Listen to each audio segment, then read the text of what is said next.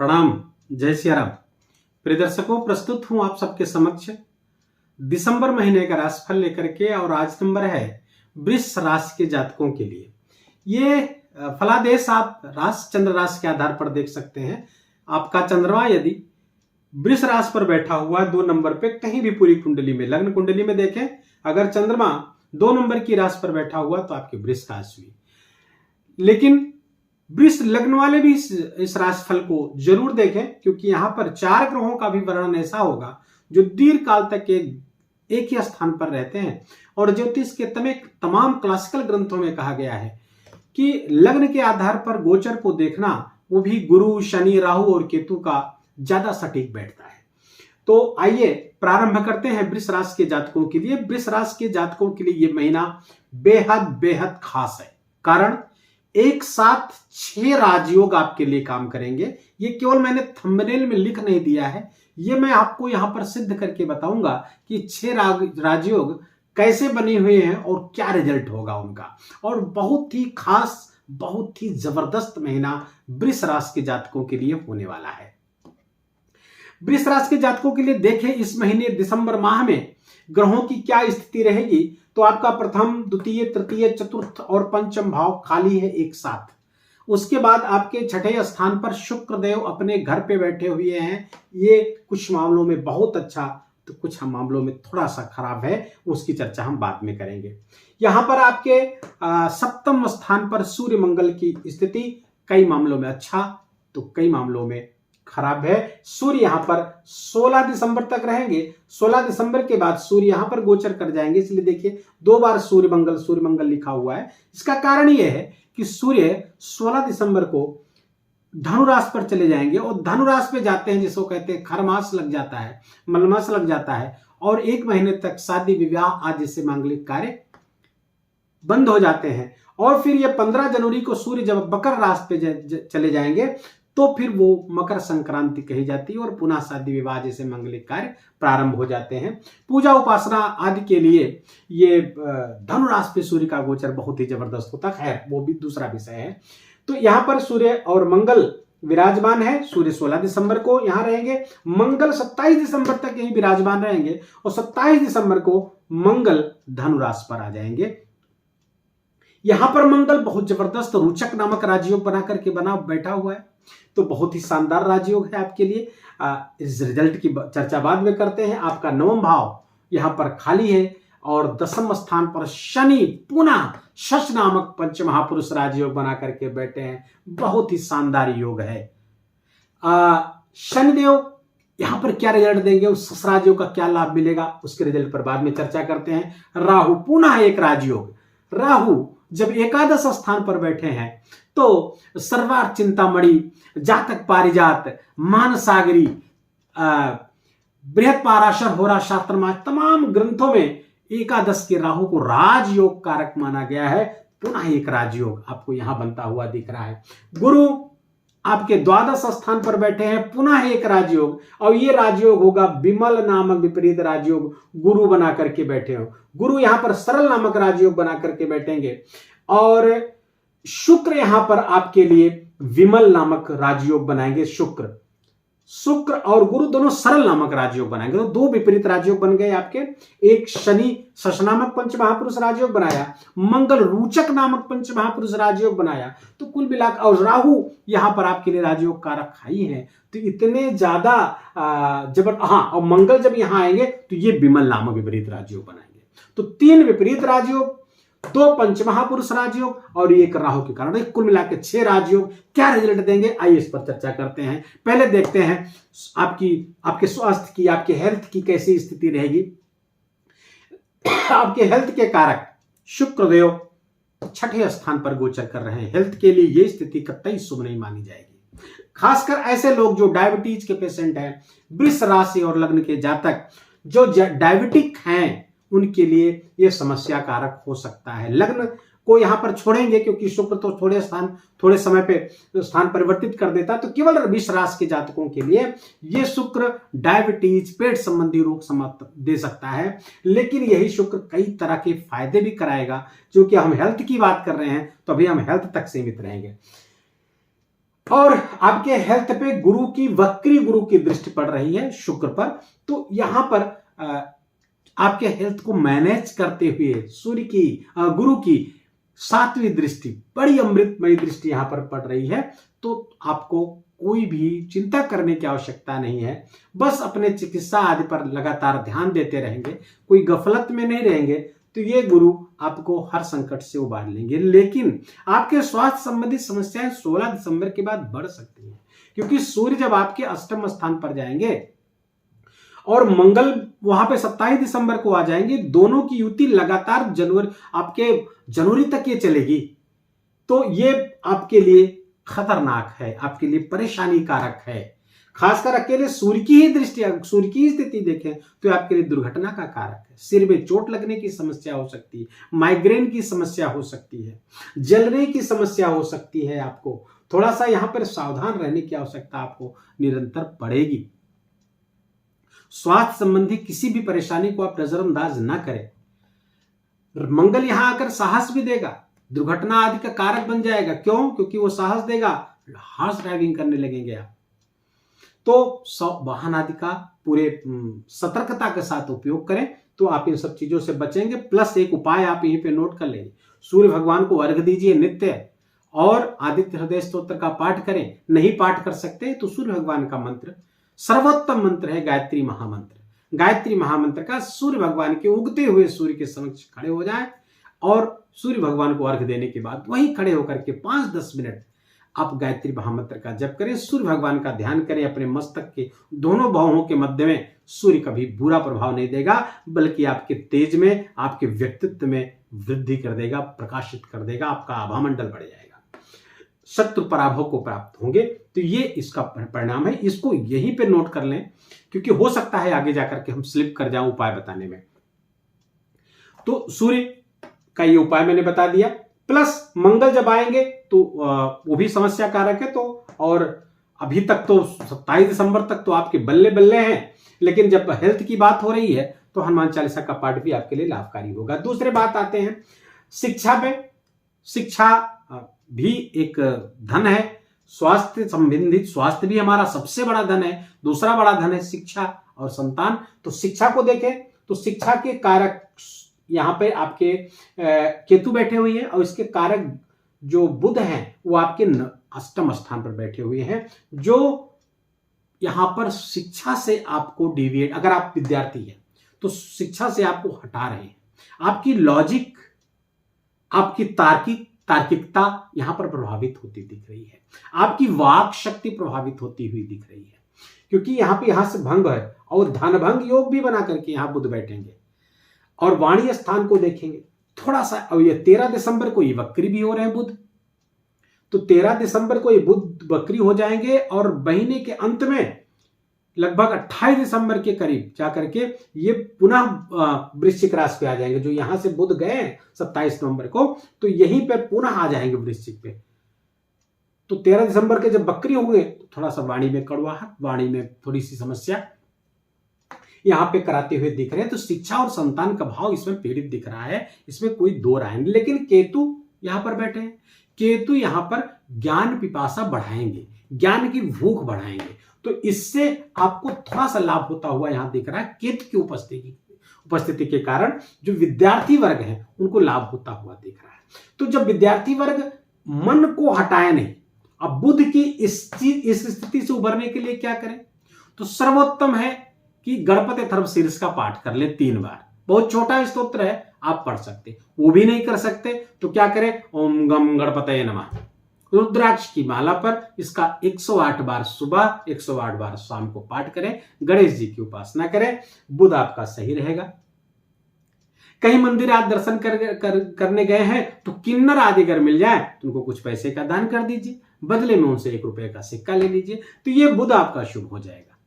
उपाय नोट करते चले, हम ग्रहों की खराबी के साथ साथ उनका उपाय साथ साथ बताते चलेंगे, क्योंकि बाद में जाते जाते वीडियो कहीं लंबा न हो जाए, इस भय के कारण फिर उपाय सीमित रह जाता है। तो ये उपाय आप नोट करते चले। अब आते हैं आपके ये शिक्षा संतान आपका हो गया, और अगर आप बुध आपका सही हो गया और शिक्षा पे मन आपका लगा रहा, तो फिर यही बुध आपको नौकरी आदि के लिए बहुत कार्य, क्योंकि दो दो राजयोग यहाँ पर बने हुए बहुत जबरदस्त, जो आपको सर्विस वगैरह दिला सकते हैं, नौकरी अगर तलाश रहे हैं नौकरी दिला सकते हैं, अवार्ड तलाश रहे हैं अवार्ड दिला सकते हैं। और अष्टम का स्वामी गुरु द्वादश है, तो आपकी विदेश की शिक्षा में अगर आप एजुकेशनल वीजा पे बाहर जाना चाहते हैं उस सब के लिए ये गुरु बहुत अच्छा है। खैर, ये शिक्षा आदि का मैंने बताया, थोड़ा सा मन को अपने आप को बचाना पड़ेगा, आपको पढ़ाई में लगाना पड़ेगा। दूसरा, अब आते हैं आपके प्रेम प्यार की स्थिति ठीक कैसे रहेगी, थोड़ा सी समस्या वहां रहेगी, आपकी वाणी के कारण बातें बिगड़ेंगी, आपकी बातचीत के कौशल में कमी आएगी, तो थोड़ा हार्श टॉकिंग आप करेंगे, जिसके कारण से समस्याएं पैदा होती हुई दिख रही। और शुक्र भी जो प्रेम के कारक के छठे बैठे हुए हैं, तो यद्यपि अपने घर पे हैं और यहाँ पर वो शुक्र सरल नामक राजयोग भी बना रहे हैं, फिर भी यहाँ पर समस्याएं होती हुई दिख रही हैं। प्रेम जीवन में जो है, जो रिलेशनशिप में किसी है, वहां पे समस्या है। अब आते हैं आपके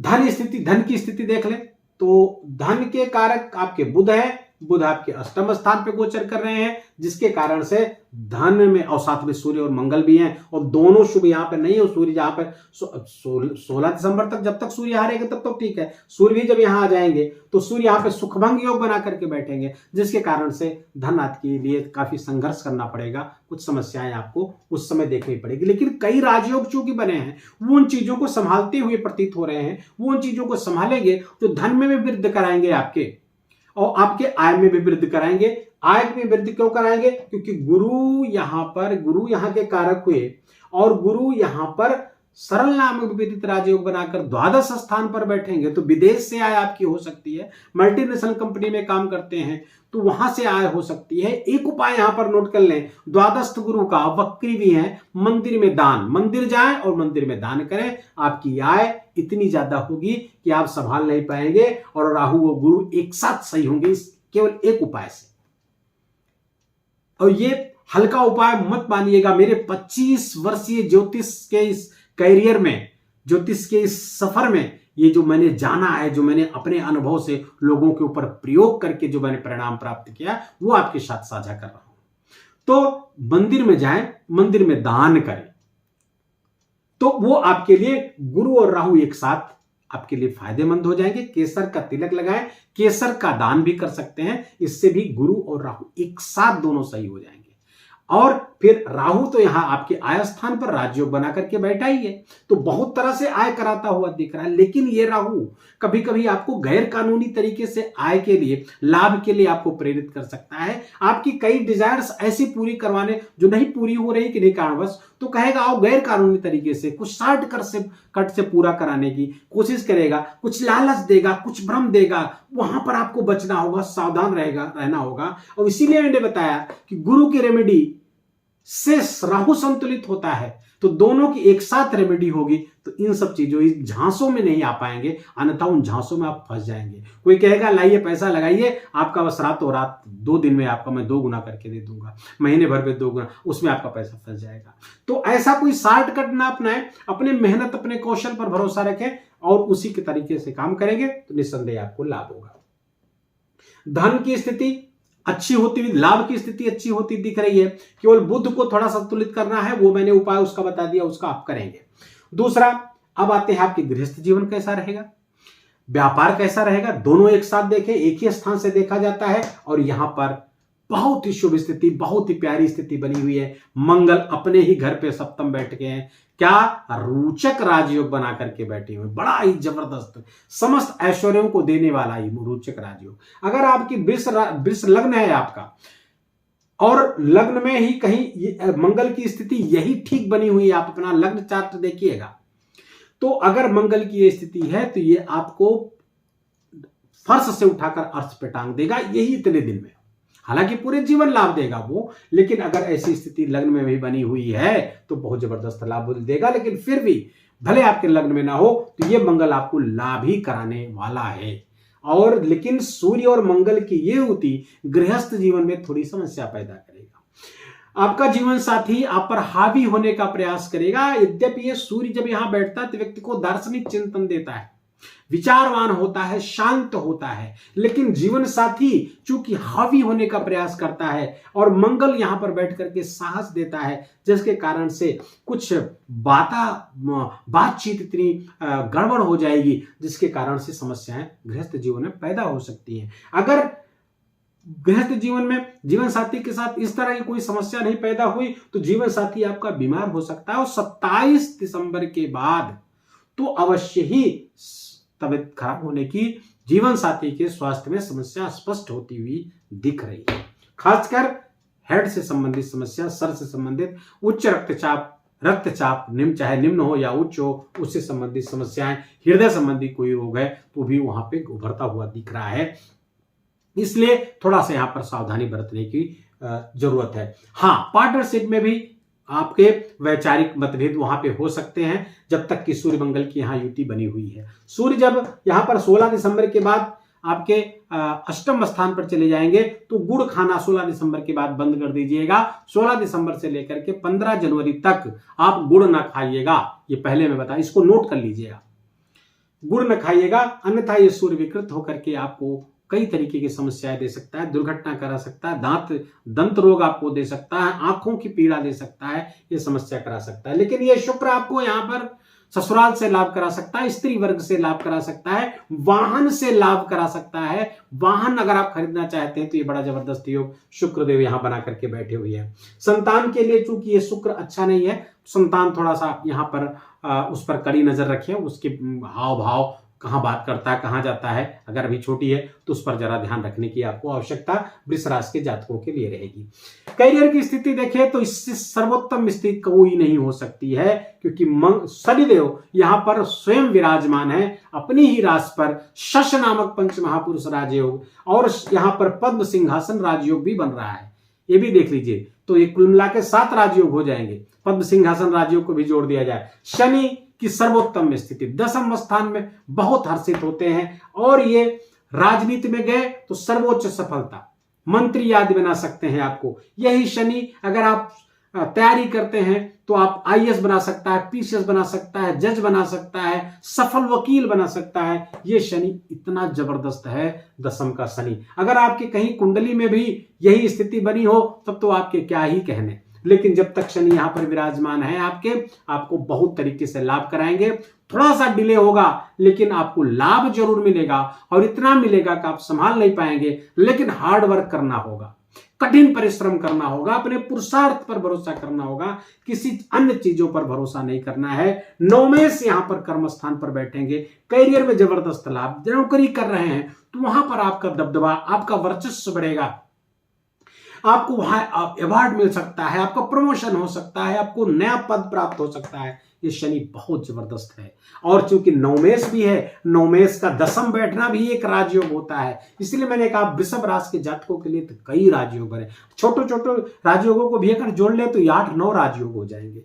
और ये राजयोग वृषभ राशि के लिए दिसंबर का महीना लिख लीजिए। अगर कोई बुरे ग्रहों की दशा नहीं चल रही, आपकी राहु आदि की महादशा नहीं चल रही है, तो ये महीना वृषभ राशि के जातकों के लिए बहुत माइलस्टोन होगा और इतना ज्यादा लाभ कराने के लिए होगा कि आप ऐतिहासिक होगा और इस लाभ को आप भूल नहीं पाएंगे।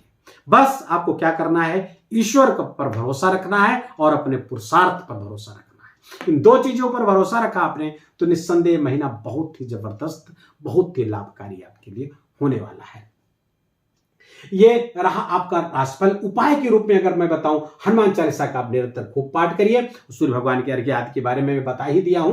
हाँ, अगर संभव हो तो श्री सूक्त का पाठ आप जरूर करिएगा, या ओम भार्गवाय नमः मंत्र का जप कर लीजिएगा। चलते फिरते कभी भी जप कर सकते हैं, उसका जप कर लीजिएगा, ताकि शुक्र के कारण कुछ जो समस्याएं आती हुई दिख रही, लगनभग योग बना हुआ, हालांकि राजयोग भी बना रहा है, लेकिन फिर भी थोड़ा सा सावधानी वहां पर रखने, स्वास्थ्य संबंधी समस्याओं के प्रति आपको थोड़ा सावधान रहने की आवश्यकता है। बाकी ओवरऑल महीना बहुत ही फैंटाबुलस मंथ ये आपका होने जा रहा है। इस वीडियो को यही समाप्त करते हैं। वीडियो कैसा लगा आपको, हमारे बताने का तरीका आपको सार्थक लगा हुआ, शास्त्रीय लगा हो, कुछ असत्य बात हमने करने का प्रयास नहीं किया है, ज्योतिष को पूरे प्योरिटी में आपके समक्ष अगर मैं रख सका हूं तो अपना प्यार भरा लाइक और कमेंट जरूर करिएगा। कमेंट में जय सिया राम लिखिए। चैनल पर नए हैं या अभी तक इसको सब्सक्राइब नहीं किया तो इसको सब्सक्राइब कर लीजिए। ऐसे वीडियो लगातार आपको प्राप्त होते रहेंगे जो आपके ज्ञान को संवर्धित करेंगे, साथ ही साथ आपके जीवन को बेहतर बनाने का हमारा प्रयास सार्थक होगा। आज के लिए बस इतना ही। शीघ्र हाजिर होते हैं नए वीडियो में नए विषय के साथ। तब तक अपना ख्याल रखिए, अपनों का ख्याल रखिए। जय सिया राम।